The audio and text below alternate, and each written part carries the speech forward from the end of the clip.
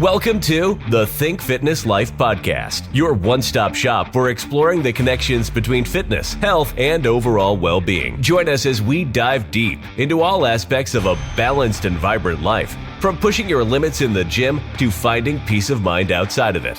Whether you're a seasoned athlete or just starting your journey, you are in the right place to discover the knowledge and insight to perfect your fitness life.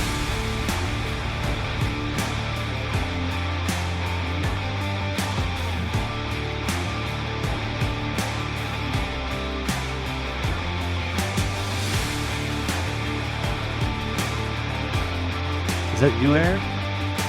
Yes, sir. We're back. Oh my gosh, we haven't done this in a while. It's been some time.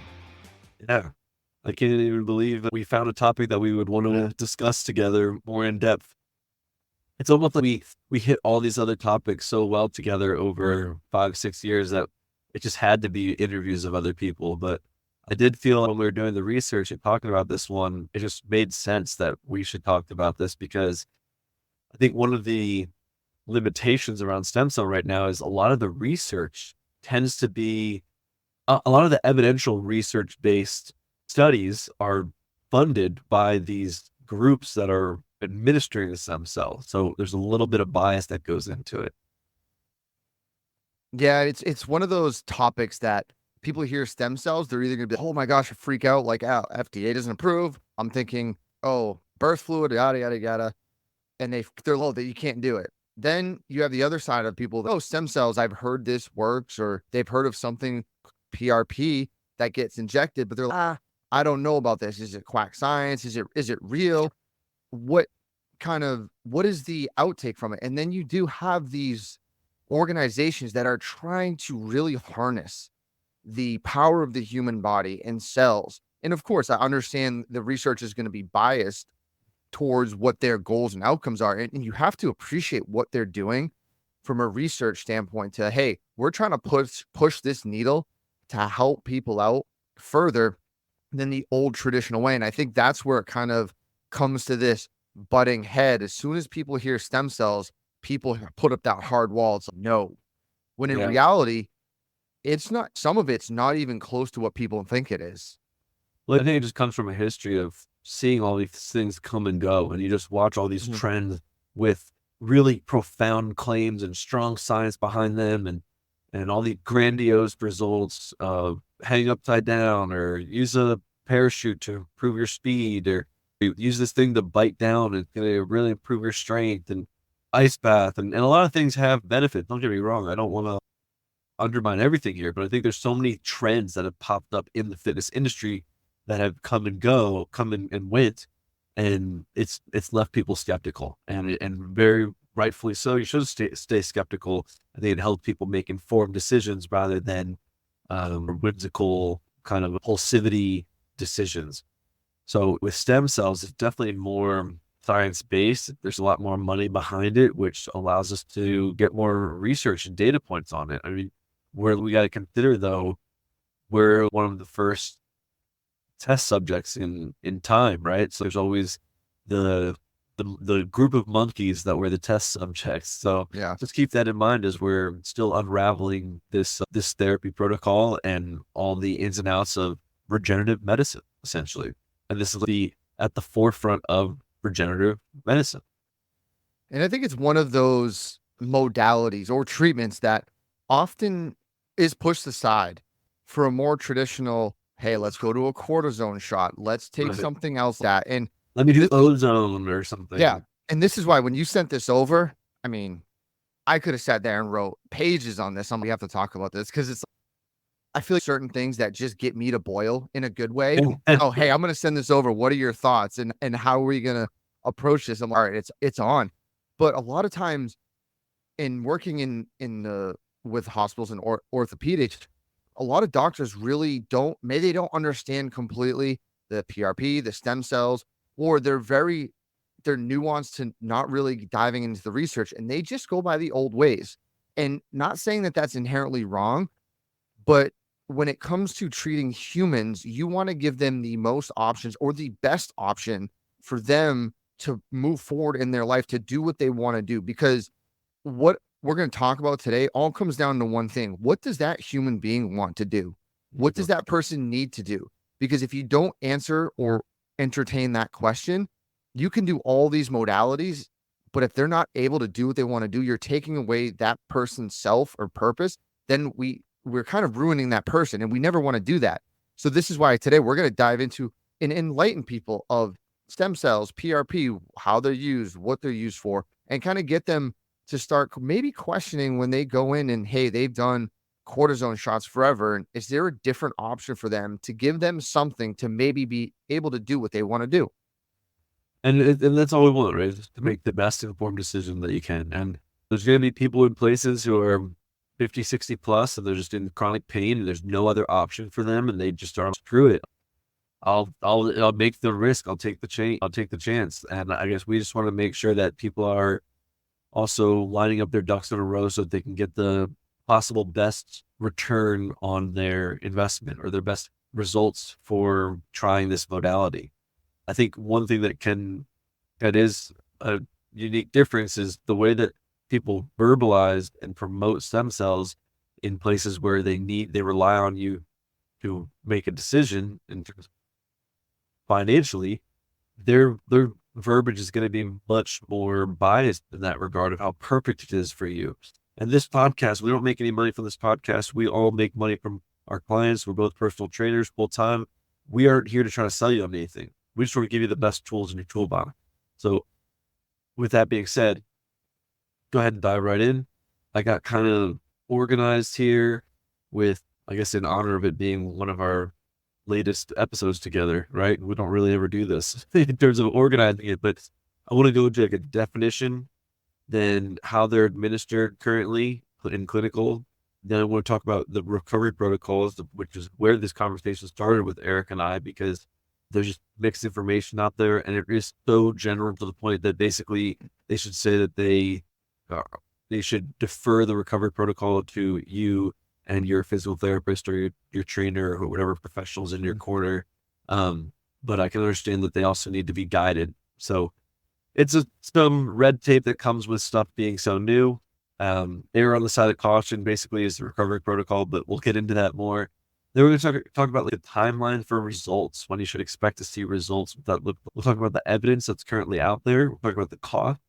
And then we're going to talk about some profound case studies. And just to let people know, this is from multiple different sources, from National Institute of Health Stem Cell Information, the International Society of Stem Cell Research, U.S. Institute of Health, clinicaltrials.gov, Mayo Clinic, the NIH, the National Institute of Health, the Nature Journal article.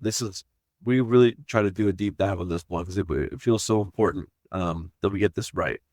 So let's start with a basic definition. And this is a combination between Mayo Clinic and National Institute of Health. Stem cell injections are a type of regenerative medicine treatment that involves introducing stem cells directly into the body to promote healing or repair damaged tissue. Stem cell therapy uses stem cells to treat and prevent disease and conditions. Stem cells are immature cells that have the potential to develop into many different types of cells in the body. In stem cell therapy, stem cells are injected into the body where they may differentiate into new healthy cells and tissues. So right there, if you're someone who has shoulder pain, knee pain, maybe a bad back, ankle pain, I think neck is another major one. These areas where people have just chronic pain due to an impingement, due to damaged tissue, due to low cartilage like the knee, you might be close to bone on bone, and you're going to repair the tissue. So some people a good example of someone who wouldn't be a candidate is someone who doesn't have any tissue in their knee and they are bone on bone, because those stem cells have nothing to attach to. You need an attachment site for these new healthy cells to start to grow new tissue on them. And one thing to point out before we go down a rabbit hole is we have these in our body. They're not like, I think a lot of people, right? They think, we're injecting some stem cells. No, we have these in bone marrow. We have them in fat. We have them in our tissues. We have them in the walls of our blood vessels. They're there for help. They're there to help for like growth factors. Like if you break a bone, stem cells are going to release growth factors to repair that bone, to repair tissue. So this is all stuff that we have in our body. Now, some people have less than others, and as we age, we lose the stem cells or the release of it. So when it comes to something like injecting stem cells, you're just adding more cells to help the healing process. And I think that's one of those things that people think, oh my gosh, this is you can't do this, or we're taking crazy cells. It's no, you're taking something we already have in our body and giving more to accelerate healing or accelerate processes of the body, mainly healing. And there's been there's a lot more money behind the stem cell injection therapies and those research than there is into the money of investing into how to naturally stimulate your stem cell production. Correct. Right. So we don't really see there. That's still an ongoing research area where they're studying mice and they're talking about prolonged periods of fasting and how and then seeing how it improves the function of existing stem cells in the body, or different ways that fasting has appeared to trigger a metabolic switch, and the body can go from burning glucose to fatty acids. And they're looking at how that environment that it creates in the body actually can promote stem cell activity and stimulate stem cell activity. So to Eric's point, there is already stem cells in our body. Our body already naturally has a system that knows how to use stem cells.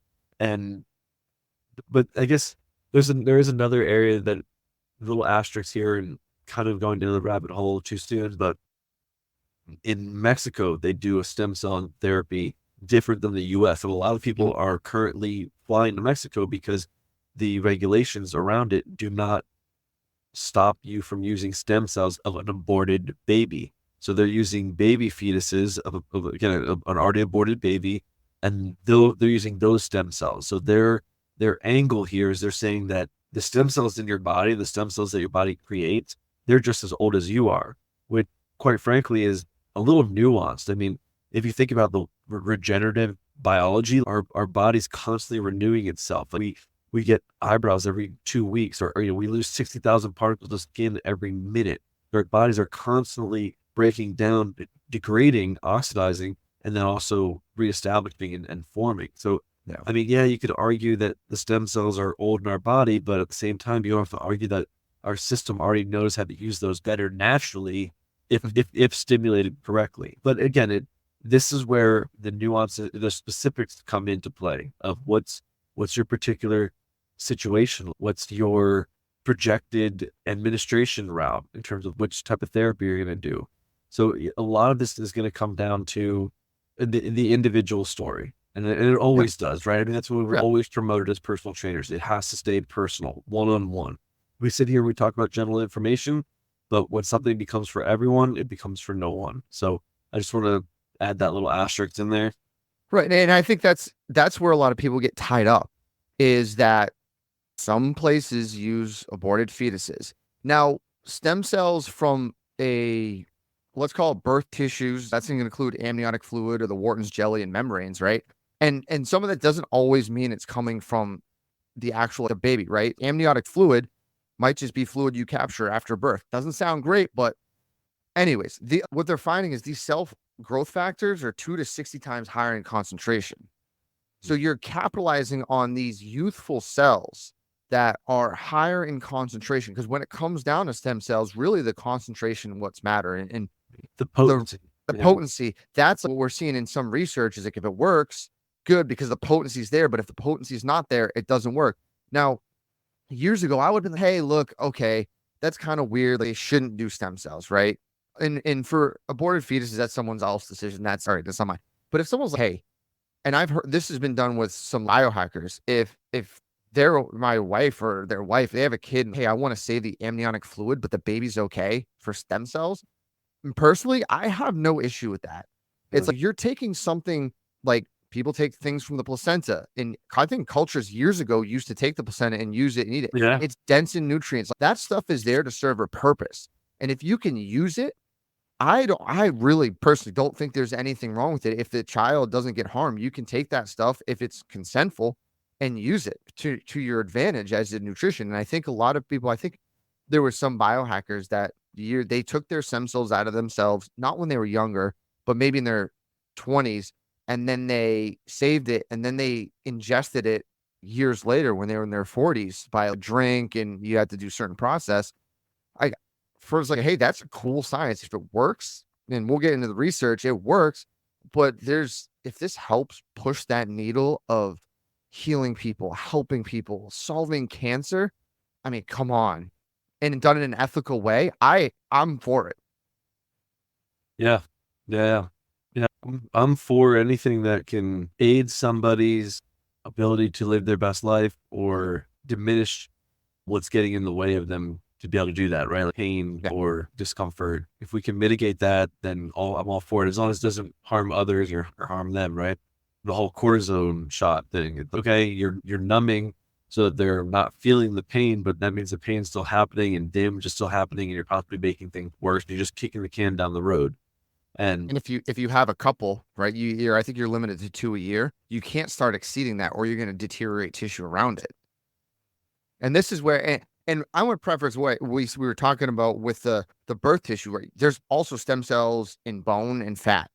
And this is where predominantly you're going to get most of the stem cells now being researched is coming from blood platelets, from bone, from fat. It's just it's a longer process to get it, and maybe not higher concentration, but there are other stem cells out there in the body that are taken for advantageous effects.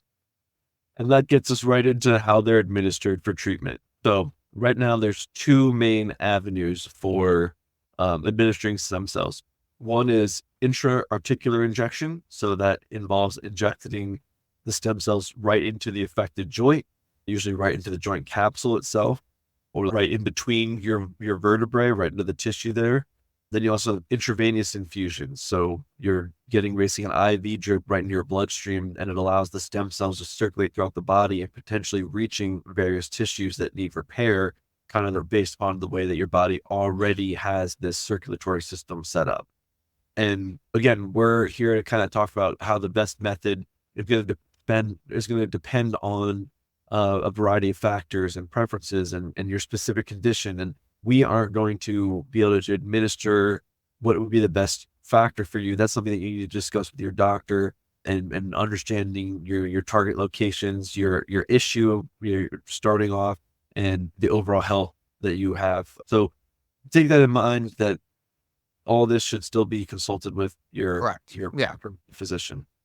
We're not here to tell people, oh, hey, this is the end all be all. We're just giving the information, the science from our perspective at face value. And so basically there's one way that they get everything ready, get the stem cell cocktail, and sometimes they take your blood platelets and put it in a centrifuge and then mix it all together in this little cocktail. And sometimes they said IV drip, you're hanging out, you're just infusing it into your bloodstream.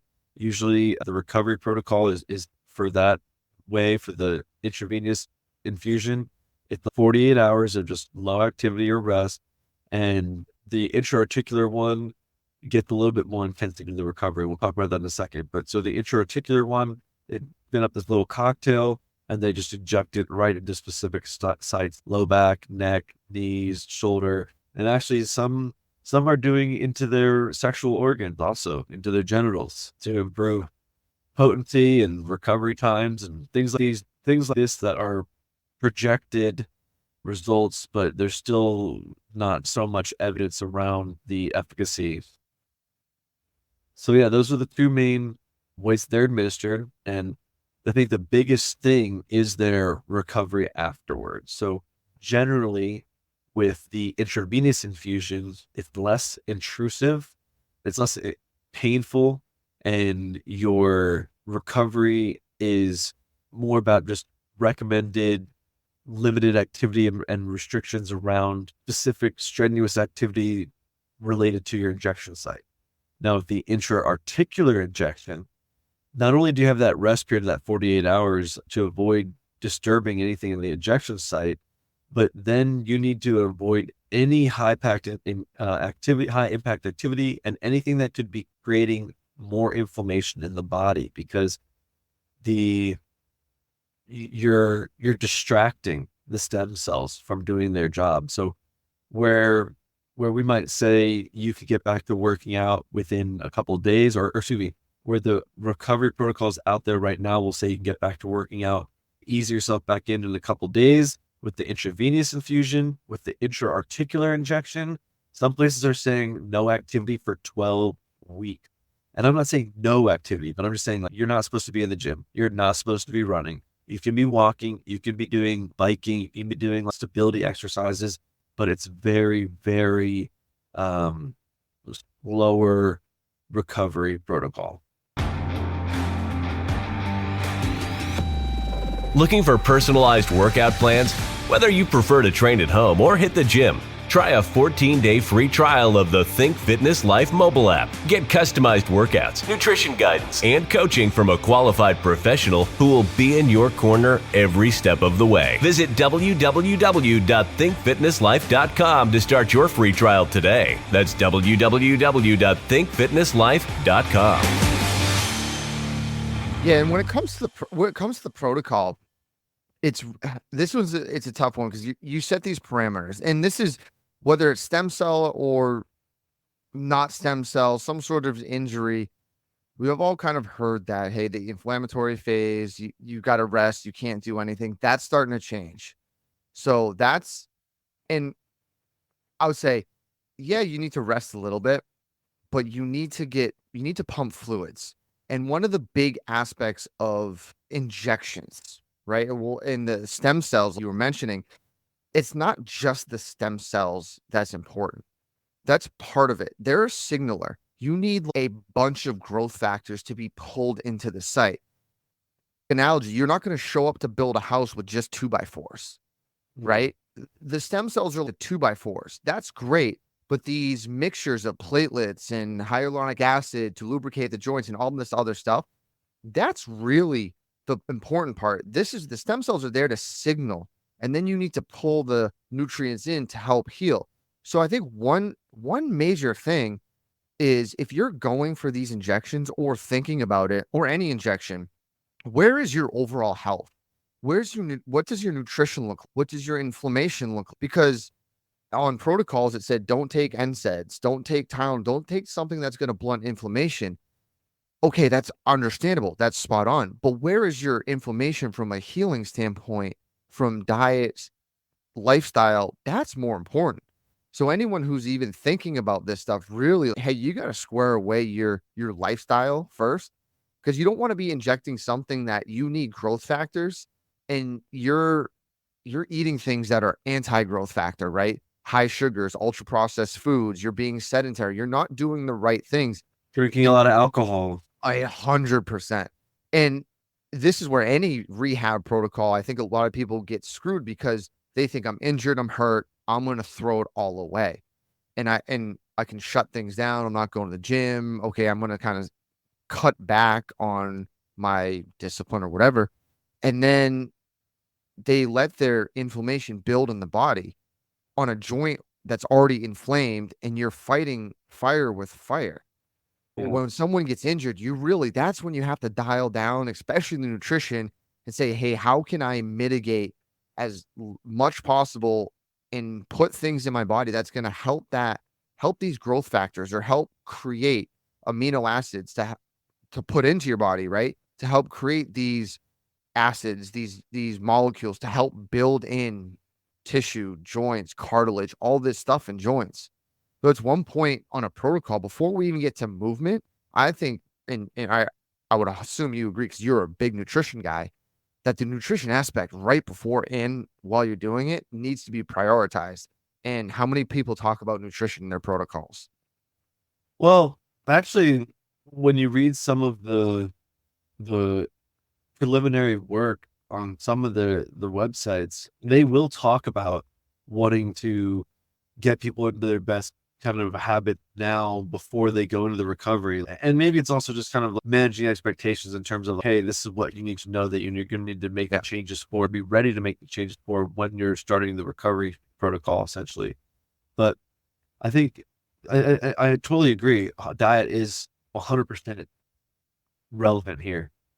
Yeah. But I think to be realistic, you're not going to get people to make those changes, right? This type of treatment and therapy is costly, and it's going to be for someone who doesn't really have maybe the mental bandwidth to make all the changes on their own, or they've tried already to make all their changes on their own, and this is the best they can get to. And now they're looking for something else to kind of get them to that next level. So Yeah.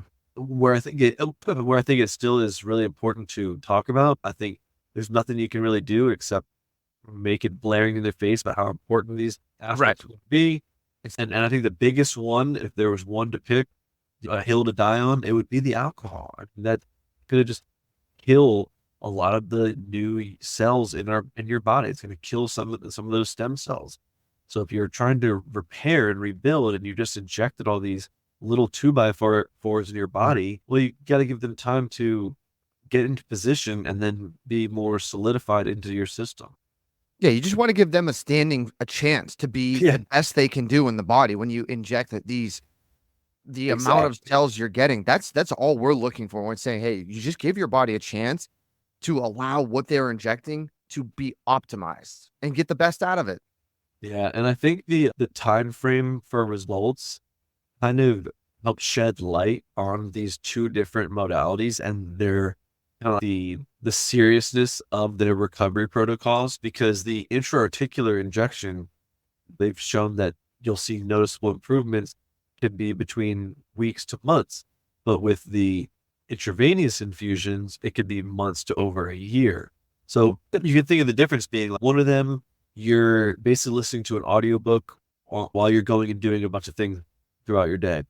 And the other one, you're sitting down and reading a book, and obviously one lasts longer than the other, but one's a little bit less invasive to your attention and to your everyday life. So you just got to keep that in mind. If you're someone who can take maybe 2 or 3 months into a more variable schedule and just kind of taking it day by day and still being active, walking, doing the different types of physical therapy and movement patterns so that you're stimulating growth and fluid, cycling, helping get inflammation out and cycle new fluid and nutrients to the area, new blood to the area. Because like Eric said, you're going to actually do worse for your body if you're just sitting still. If we're talking about building inflammation, yeah, you don't want to go lift a ton of weight, but if you sit still, you're creating inflammation too. That stagnancy will also create inflammation. And from the people I've talked to who have gotten stem cells or PRP, they've had there's back and forth. Some people said, hey, they really didn't notice a difference. Other people said, hey, that made their joint felt better. But most of it has been the direct articular injections. Yeah. Just because from a standpoint this is what they're trying to treat or heal rather than that full body intravenous. That's just what I've heard from people. And kind of like the results they do go back and forth. You get some people that they swear by PRP and they've had that great experience. Other people, they might not notice a difference, but that's kind of with anything you take, that's just kind of what you get, right? But going back to the protocols or any protocols from an injury, the biggest thing I always is as I take away now from years of kind of understanding movement and looking at people and understanding is, and I tell this to all my interns, what is that person going to do the moment they get out of that doctor's office? What are they going to do to get to their car? They have to walk. They have to move. So some of the older protocols, and they might say, hey, rest and avoid this. But in reality, we still have to do these things, right? You've heard protocols, no deep knee bends, right? Or no squats. Okay. They said nothing past 90 degrees. So that person needs to go to the bathroom. So I always say this is a reality of life. We have to sit in cars. We have to go to the bathroom. People need to be expected to do some of these things. And how do we get someone there as quick as possible, as safely as possible, to understand that this is daily life? Now, yeah, we're not loading heavy at 90 degrees and all this stuff, but we want to start prefacing that mindset of when we get to these retraining phases, hey, this person, they might just need to be able to go to the bathroom, get up and down, and be able to move this thing around. So I think that's where, when it comes to some of these protocols of rehab, the expectations of not moving, not bending kind of irk me a little bit, because then you watch the person walk out or crutch out and they have to bend, they have to move. Or what if they're an adult and they still have to care for their kids? That just can't stop. So the expectation, I said earlier, to live life, to have that purpose is still there. How do we get someone to buy in and say, hey, you're going to be okay. We're going to get you there and still do all the things you need to, instead of stripping someone away? And I'm sure you've been there from an injury standpoint where they're all right, you can't do anything for 4 to 6 weeks. You've broken this. It's, well, you can't just tell me not to do something. Yeah.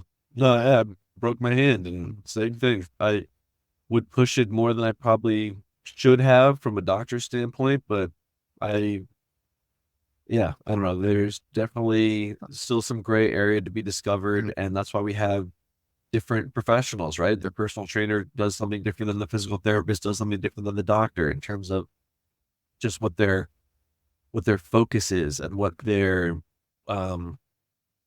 understanding of the body is. I think they are all different, honestly. I'm not trying to say that we're better than doctors by any means, but There's want to keep. there's doctors out there with the protocol you sent me. They'll call them highly aggressive doctors, and I'm all right. Which your protocol said they'll start PT or they'll start range of motion 2 days after surgery or 2 days after an injection. And I think, to me, listening to these doctors, that is where you want to be, because you have to start reintroducing that movement pattern neurologically to that human, instead of bracing them up and taking them away. And I think eventually, right, that culture, that model will, we see more results, get pushed further and further. And we see it on Sundays in the fall. Some of these guys, they get scoped every week and they're out there running 40-yard dashes and cutting, or they come back. What's the Adrian Peterson, the biggest one? He came back from an ACL in amazing time and had a season of his life. And people are like, okay, well, what did he do? And his doctors had a highly aggressive approach to it, and it showed that it worked. Now, of course, these people understand they have the funds to do all these PRP, stem cells, all these growth factors to really enhance that. That's what they're going to do, but it can be done. And I think giving that to your average person and giving them that sense of, hey, you're going to be okay. You're going to get there quick. We're just going to do it appropriately, right? So you don't re-injure. That's all they're looking for. We learn from these extreme cases. I mean, look at all of our technology advances in society have usually been because of a need for war, right? Like cell phones, I don't have enough research in front of me, but I know there's a ton of different things. And I think it's the same thing with the sports. We get to kind of get data points from the extreme. It allows us to learn different things about the body that can apply to the general population. And when it comes to things like total knee replacement, we didn't used to have the recovery protocol that we do now, which is they get people up and walking the day of, a few hours after surgery. And now 20, 30 years ago, that was the case. So one thing you got to consider is, generally speaking, the information out there is just like, you guys are kids. We don't trust you. So we're just going to tell you not to do anything and go to talk to a professional, someone who's going to safely guide you. And I think that's a key indicator, is you want to be pushing things, but you don't want to be pushing through the pain necessarily, unless it's a light pain, a stretch pain, a get out of bed tightness pain.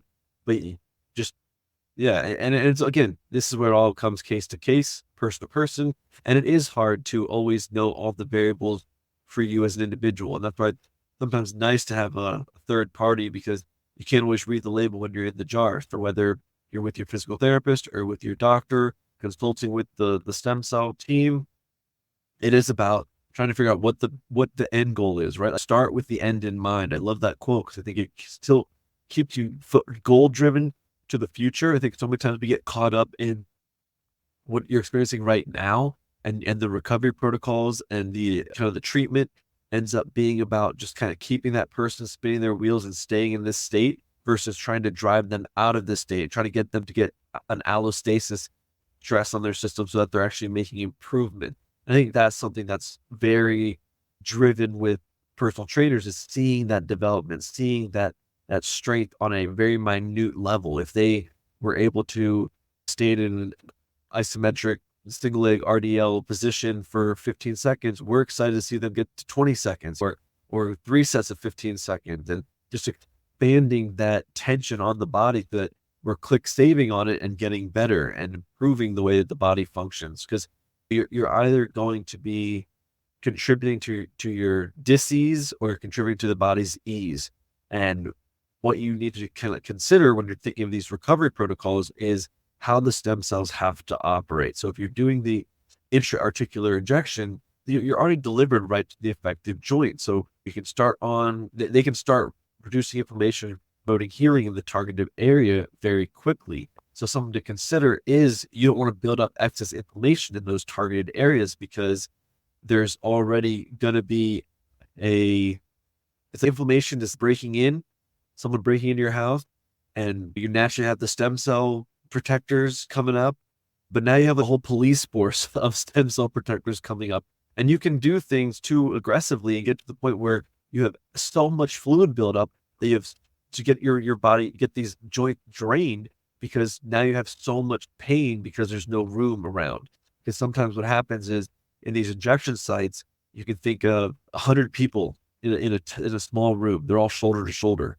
When you inject a bunch more fluid in there, they all get just a little bit more tighter shoulder to shoulder, and you can't compress the fluid. So you get more fluid buildup and you get this pain because there's so much pressure. So that's the intra-articular. Then with the intravenous, again, you're going into the bloodstream. Your process is going to be slower, right? Because your body has to travel through the bloodstream to these damaged areas. But the kind of the silver lining there is you're free to do more activity, and you're free to help guide those stem cells to get delivered and start working. And it's going to be a slower process, but going to be less intrusive to your daily life. And then I always say, when we look at a protocol as coaches, we look at it from a different lens. And I always have to have people understand that this is a lens when they see protocols from your average person that's not going to look in depth into it. We have a different eye. We have that coach's eye. So when we look at it, and there's things that I'm here, oh, we could add this, this, and this. And I understand people don't understand that. And that's why I think when you said this to me, it was perfect. Let's talk about this so people can understand how kind of we look at it from a rehab or coach's lens of these bullet points on this list. And for every listening, we're looking at a list of a protocol that week 1 out, week 2, 3, 3, 4, and so on, what's kind of recommended when people see these and they're starting to look at, okay, this is what I can and can't do. But there's always a lot of gray area in between. And my only other knock on protocols, and this is an old school thing, and I hear it all the time with my athletes, and it's written in here, but it's not really emphasized, is reintroduction to light exercise, or, hey, you can do cyclical exercise, but you got to do it in a pool.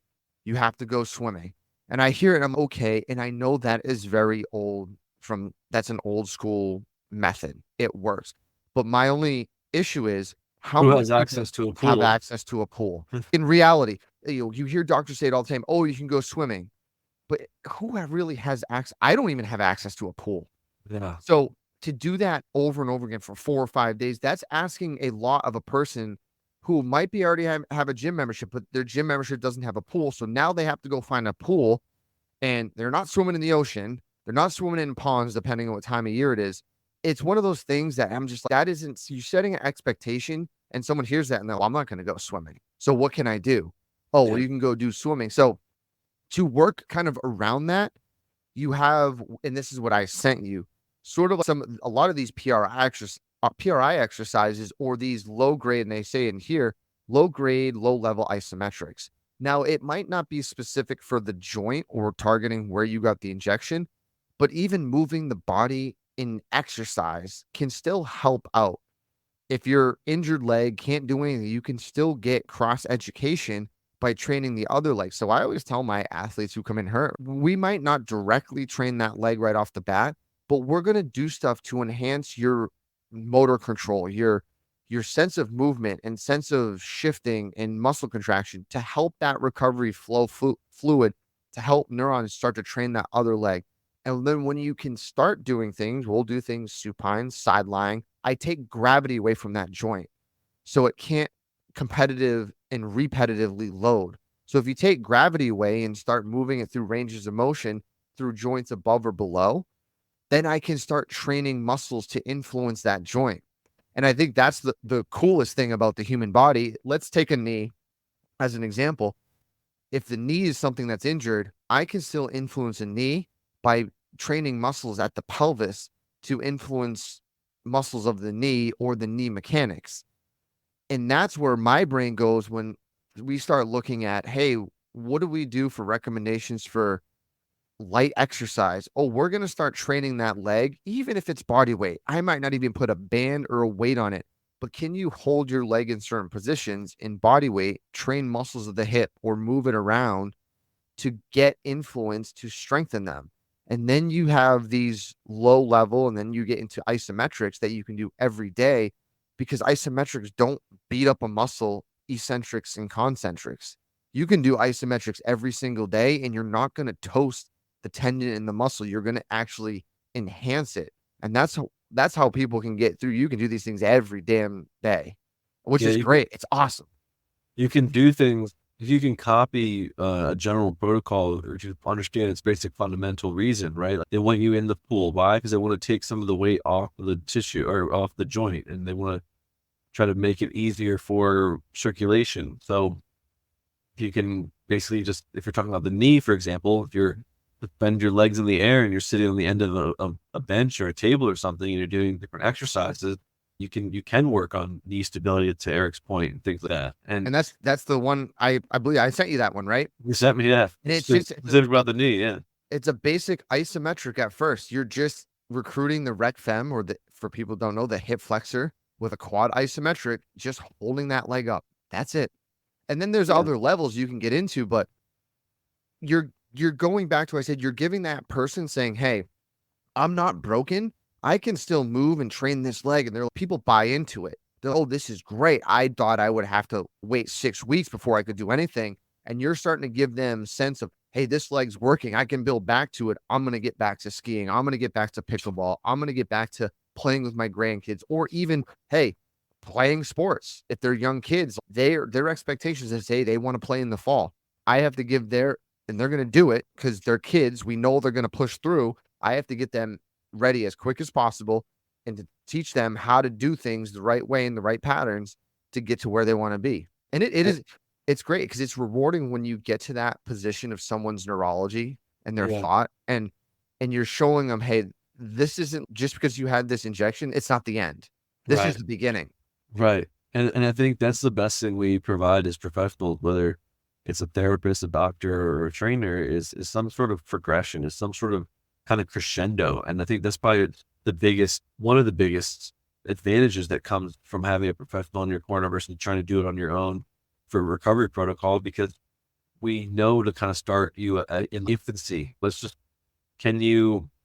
If you're talking about stage of development, right? We're a baby, we start on our back, we roll over, we go to hands and knees, we go to half kneeling, we go to standing. So if I can go to those positions and prove that you can move through space without pain or discomfort, then that's the foundation that we work with. So if we're talking about the knee, and I can get you on your back and you could do a hip bridge and with no knee pain or pressurability of the knee, then boom, we've already proved that that area is fine, that system is fine. So then we kind of can roll to our side. We can, again, roll over our belly, go half kneeling, work on different movement there, work on different activation sites there, even if it's just a glute pulse contraction. If I can get you in a half kneeling position and do a 90-90 position, and sure, put a pad under your knee if you're just had an injection site there, you don't want to put too much pressure. But if you can just contract your glute in that position and you are feeling your hip or you're feeling your quad, then that's actually neuromuscular reeducation right there. We're swapping the tension away from the front of the leg and taking it to the synergistic muscle into the posterior of the leg. And already we are repatterning things as we get you on this crescendo to standing, walking, doing full body exercises again.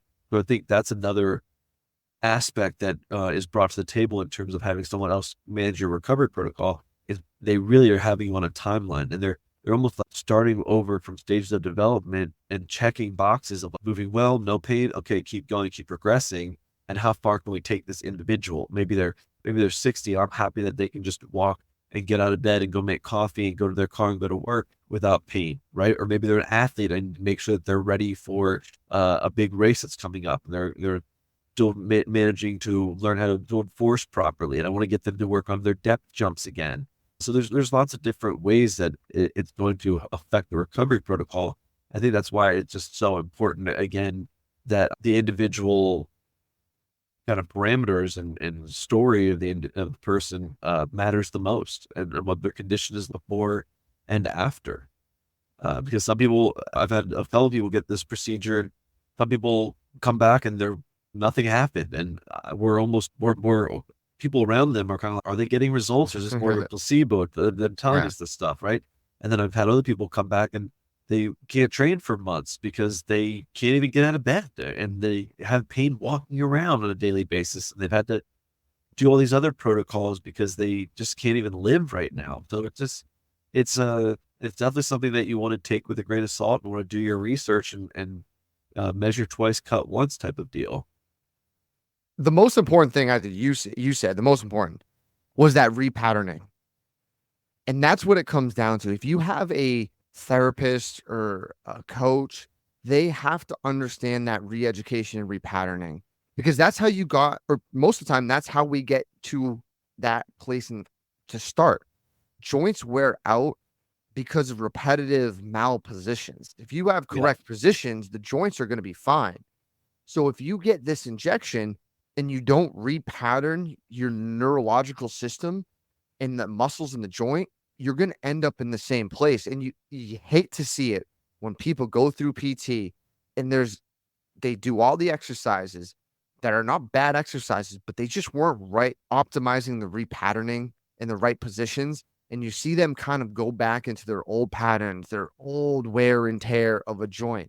It's tough to see, but when it comes down to really those injuries of repetitive loading and understanding that force you were saying, it comes down to, can you repattern your brain to fire in the right pattern with the right muscle timing and bone timing and joint timing to move through space or move through a movement? That's what this whole world that you and I live in of working out, muscle training. Yes, I care about getting people strong. I care about getting people fast, but I care about, number one, can they do it in the right timing? Because if they can't do it in the right timing, at some point, I'm going to create a force or a load on a body that if it can't handle it, it's going to get injured. And that's very scary as a coach to think about. If I'm not training them right, where is that breaking point? So it's really about the repatterning. When anyone goes through something, this protocol, you have to start thinking, am I in the right pattern? Am I going to re-educate my body? And I would probably guess that most people who have high success rates doing PRP or stem cells get that repatterning down, and they're like, this stuff is great.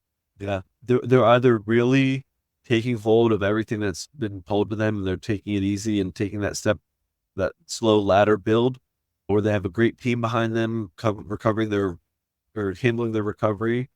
But I think it's also there does come a limitation with the person who goes for the stem cell, because people do want that immediacy. They want that immediate result. They want to get back to doing all the things they love, and they're so excited to get back to that, but they're kind of putting the cart before the ox, and they could make things worse. And I've heard of cases of that too, where again, people have to get fluid removed, or they have to basically go through periods of not walking because I'm doing all this stuff and my knees feel great. But then the next day, oh yeah, I can feel it. And you just have to really remember that these things take time. You have 36 trillion cells in your body, and you're injecting a ton more to help grow and repair and to strengthen systems again. I mean, it's happening at such a microscopic level that you got to give your body enough chance to heal appropriately so that you can get back to these activities and these lifestyles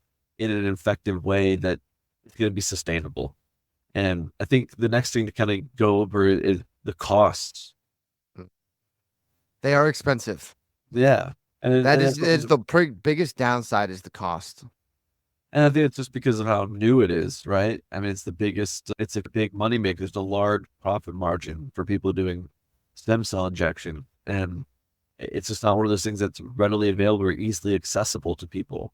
So you're talking about if you're doing like an intra-articular injection, you're talking a cost anywhere from $5,000 to $10,000 per injection site. Most people do 2 or 3 injection sites at a time, and it could be up to $30,000-$40,000 procedure. I'm sure sometimes higher than that. And if you're doing intravenous infusion, this one had a lot wider scale. There were some places that the cost can be like $4,000 to $5,000 for the whole intravenous infusion, and there's other places where it was $20,000 to $30,000 again for the whole treatment. So things that are factors that play into this cost are going to be the cell processing. What are they doing with the stem cells? What are the costs of the stems? What is the cost to retrieve the stem cells in the first place? What is the procedure complexity? What's the facility? What's the physician's role? How many physicians are there? Where's the location? So all of this will play a role into the cost. Yeah. And also the insurance too. Sometimes Does insurance cover? Sometimes it depends on the circumstance, okay. but a lot of times they don't want to touch it, right? They're kind of in your standard, hey, this costs a lot. Is it really effective? We don't want to really cover it. They don't want to pay for it because it costs a lot, right?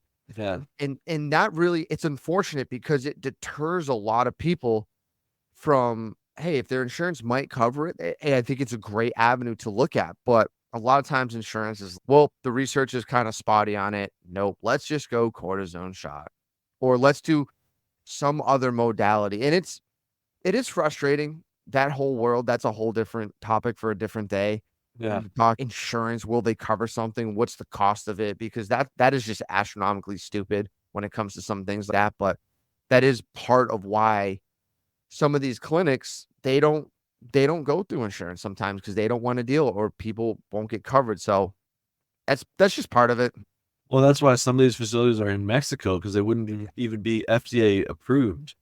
And that was the ones that are using the baby stem cells from the aborted fetuses. And there's been a lot of handful of people, and I think cells from other, even other animals that people have gone down to other countries and got injected into, looking for that proliferation effect. And I get it. I mean, if you're someone who's turned over every rock, then you're at a point where you're just done with dealing with this condition that you're in, or the pain, discomfort, whatever.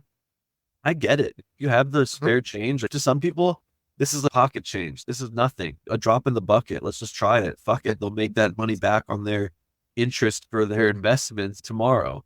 So, and we know if people are in pain and no one wants to be in pain, and this isn't a solution for them, of course people are going to take it. So I'm not going to fault people, because people, if you're seeing people go to these places to get treatment, you hear about it. Okay, they're at a point where nothing else has worked. And it gets frustrating from a standpoint as a coach or a health specialist, that is there more that science is going to get done to figure out how to help people more?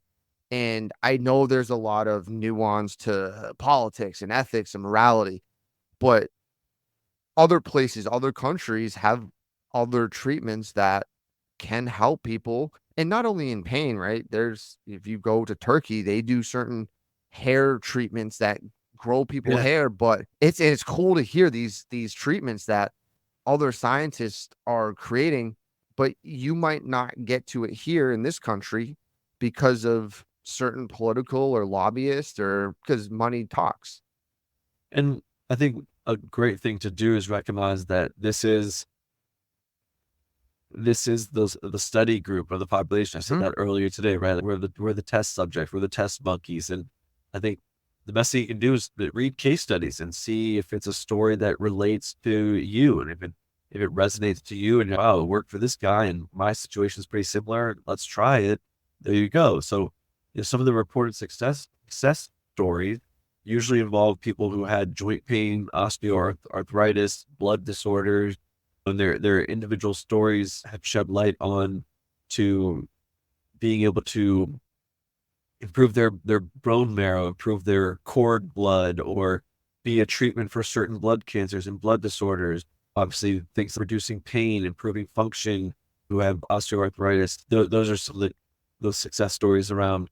The other thing is, I want to discuss kind of the challenges that come with the case studies, and then I'll tell you where to find these case studies. But there is limited research. We got to remember how new this is. It hasn't been fully understood. So we do need more research. There is a placebo effect, right? The positive changes reported by patients can absolutely be due to their belief in how the treatment itself feels at that time.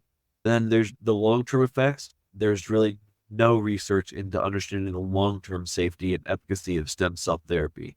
However, I do feel this seems a very safe modality. I don't see any evidence of any collateral negative effects, meaning negative effects that last forever for the rest of your life, unless you sold everything you owned and you just became homeless trying this stem cell therapy. I've just been reading about people who had positive results or had negative results in the recovery period, but eventually got to a point where they either went back to their normal, their baseline, or they did get better. So that is kind of a positive here, is this doesn't seem, it's not like surgery, right? Where you can have a chance of being better than you were or being a chance of being worse, and you just cut things. So it's kind of hard to, you've made collateral negative impacts in the body and environment in the body. So what you can do is you can go to clinicaltrials.gov and you can look up clinical trials and read some information for yourself. And I think that's the best way for people to, and obviously talking to your doctor and talking to some of these stem cell places, but I think that's the best way to understand if stem cell could be the right treatment for you. And then just to kind of recap in a way, I think the biggest important piece is the recovery protocol needs to meet the individual, and it needs to have the end in mind. It's not just about mitigating them in the here and now and just keep them on that circle, on that hamster wheel. It's about where are they going, how are you developing them, and how are you getting them to progress to a way where they're reduced pain or a better performance. All right. Well, that was Matt and Eric again, back at it. Think Fitness Life podcast. We appreciate you guys listening. We are no one without our audience, without our clients, without people to train. So thanks for letting us do what we love and do it where we feel we're best at. Till next time. If you're ready to make steps towards improving your health or increasing your performance, book a free 30-minute call today by visiting thinkfitnesslife.com.